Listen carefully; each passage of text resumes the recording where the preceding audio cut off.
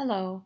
Thank you for your time to listen to my poster presentation accepted at ACP Georgia chapter meeting. This is Aqsa Iqbal. I'm a PGY1 resident at Northeast Georgia Medical Center.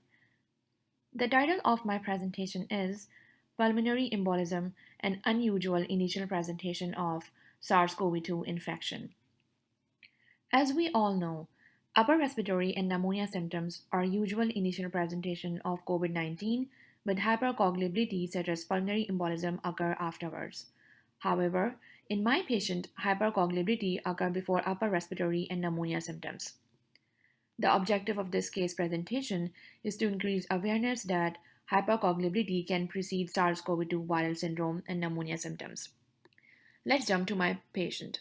So, my patient was a 54-year-old male who presented with periodic chest pain and shortness of breath.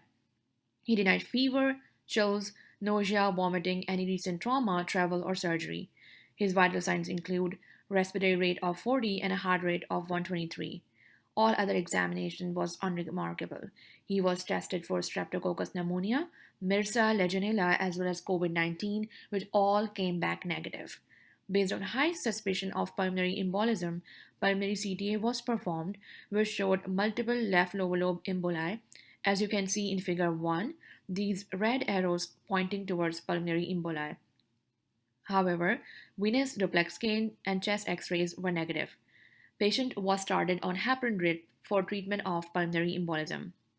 On day 2, patient condition worsened. He developed high-grade fever with temperature of 103.1.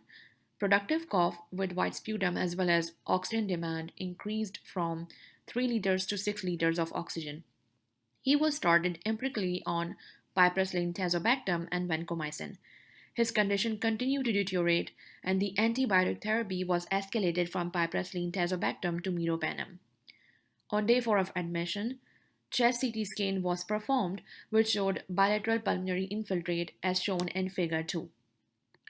Based on high-grade fever, hypoxia, productive cough, and newly developed pulmonary infiltrate, patient was again tested for COVID-19, which came back positive, and treatment of SARS-CoV-2 was started, according to the protocol of the hospital, which include remdesivir, dexamethasone, vitamin C, and zinc. Patient condition started to improve after starting treatment for SARS-CoV-2 infection, with all symptoms resolved within 5 days of starting treatment. As shown in table, patient had periodic chest pain, shortness of breath, recurrent fever, tachypnea, and tachycardia on day 9 of admission, the day patient was started on treatment. He also had leukopenia and elevated inflammatory markers. 48 hours after starting treatment, periodic chest pain, shortness of breath, tachypnea, and tachycardia resolved, with patient still saturating 92 to 94% on 4 liters of oxygen. On day 6 of started treatment, patient condition improved significantly with oxygen saturation 94 to 95% on room air. Leukopenia resolved with WBC count of 3 on the day treatment started to 8 on day 6 of starting treatment, and inflammatory marker decreased to near normal limits, showing resolving infection and improvement in patient condition. Patient was discharged home on apixaban 5 mg twice daily.